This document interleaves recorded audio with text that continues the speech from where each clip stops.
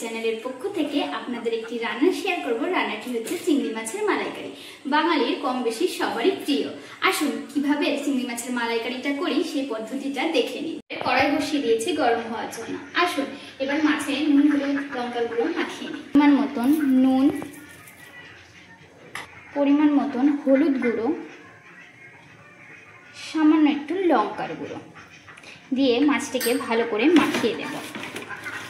গরম হয়ে গেছে, এরপরে সর্ষের তেলটি অ্যাড করব। তেল গরম হয়ে গেছে, এবার চিংড়ি মাছটিকে সুন্দর করে ভেজে নেব। 30 সেকেন্ডের বেশি ভাজবো না।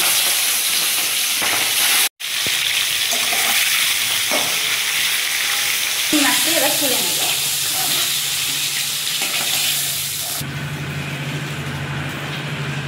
মাছ ভাজার তেলেই এবার ফোড়ন দিয়ে দেব তেজপাতা, শুকনো লঙ্কা, এমনকি গোটা গরম মশলা।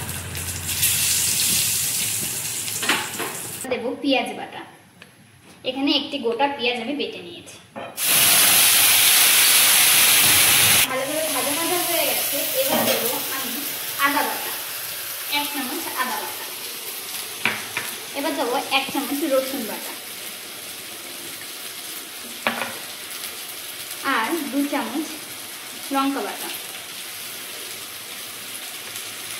নিয়ে ভালো করে মশলাটিকে কষিয়ে নেব। আর দেবো টমেটো বাটা, 1 চামচ টমেটো পেস্ট দিয়ে দেবো। ভালো করে কষিয়ে নেব। হলুদ গুঁড়ো দিয়ে দেবো, পরিমাণ মতন লঙ্কা গুঁড়ো দিয়ে দেবো, স্বাদ অনুযায়ী লবণ দিয়ে দেবো। দিয়ে ভালো করে মশলাটিকে আবারও কষিয়ে নেব।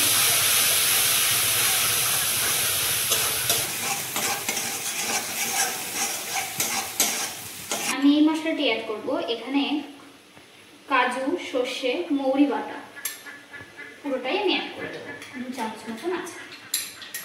মশলাটির সাথে আবারও ভালো করে কষিয়ে নেব।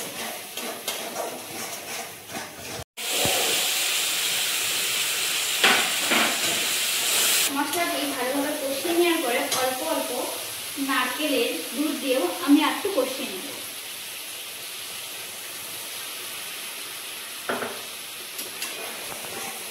মশলাটি ভালোভাবে কষানো হয়ে গেছে, এবার আমি নারকেলের দুধটি দিয়ে দেব। পুরো নারকেলের দুধটি দিয়ে দেব।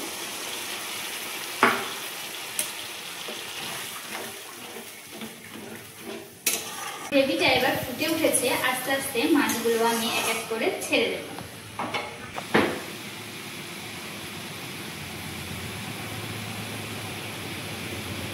চিংড়ি মাছটা ফ্রাই হয়ে এসছে, এরপর আমি এতে একটু ঘি অ্যাড করব। টেস্টটাকে ব্যালেন্স করার জন্য আমি একটু চিনি দিয়ে দেব। মাছটি সম্পূর্ণভাবে হয়ে গেছে, এরপরে আমি কয়েক দানা কাঁচা লঙ্কা ছড়িয়ে দেব।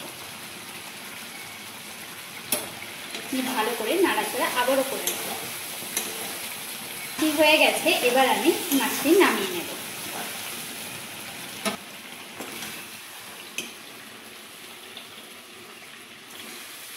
রান্নাটি কেমন হয়েছে আপনারা জানাতে ভুলবেন না। আর এইভাবে একবার বাড়িতে ট্রাই করে অবশ্যই জানাবেন কেমন হয়েছে খেতে। দুর্দান্ত লাগে।